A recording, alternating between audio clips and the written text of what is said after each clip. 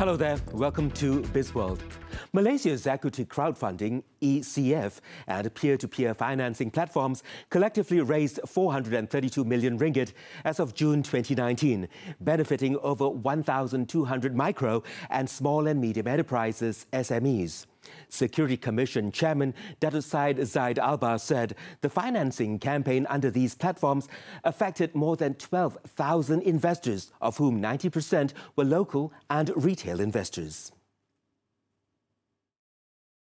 And approximately 53% of the participating investors are, like most of us here, below the age of 35. And this demonstrates the potential of this segment in democratizing access to a new generation of investors. He said this in his opening remarks at the Smart Showcase series, The Future of FinTech in ASEAN conference. To date, the regulator has licensed 3 digital investments managers. The 3 recognized market operators have also been registered to operate digital asset exchanges in Malaysia.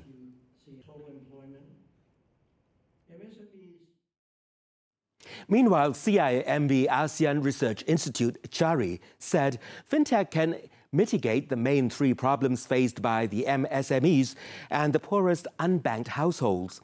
According to its chairman, Tan Sri Munir Majid, the problems are namely the payment and transfer gap, savings gap and credit gap.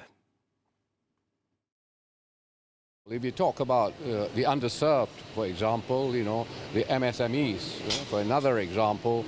Now, if the reservoir of financing for ASEAN as a whole was made available, to the larger ASEAN community and can be made available across borders, obviously it means that those who are underserved or who are underfunded, underfinanced, will get better advantage.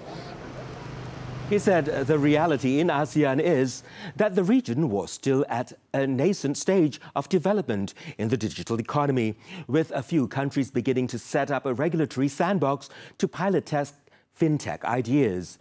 He added ASEAN needs to catch up, not just in terms of technology, but also realize that unless it creates a region-wide ecosystem, the benefits would be less impactful.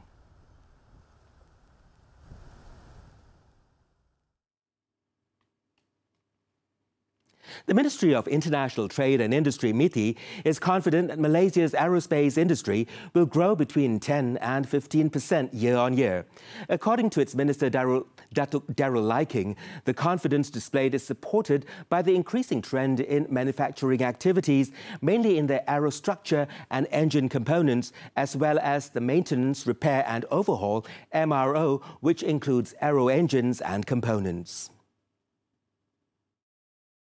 We support the industry, more so they will come because they know the government is always supporting the aerospace industry, and they see Malaysians supporting it as well. So 10 to 15% is challenging, but we believe that and forecast, likely forecast, despite all the challenges, to reach at least that particular goal. Earlier on, he gave his opening remarks at the Malaysia Aerospace Summit 2019, My Aero 19. He also forecast a 15% export growth in the aerospace manufacturing subsector. The aerospace industry currently employs 24,500 highly skilled workers. Meanwhile, there are 2 billion ringgit worth of investments in the pipeline for 4 new aerospace projects in Kedah and Sabah over the next 5 years.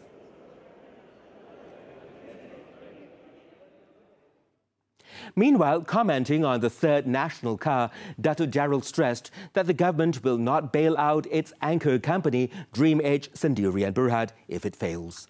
This is because the project is solely running on private investments and not by the government. The more important part of your question. If it fails, will there be a bailout? No, there will not be, because this is a private initiative. It is not government initiative, it is private initiative. The government wants to support a new ecosystem. If it fails, that is failure of management, that is failure of the product. But in this case, their product is very clear that they are able to work with a Japanese technology. They are very confident of it, and why should we kill it? There are many others who are also proposing, and we will support it in many ways. Asked why it is called a national car project when it is a private initiative, he explained that unlike previously, in the new proposed national automotive policy, national cars are now defined as those built in Malaysia by a Malaysian company which employs 90% or more Malaysians. Dr. Darrell also said that Dream Edge has given its assurance that it will not seek government funding.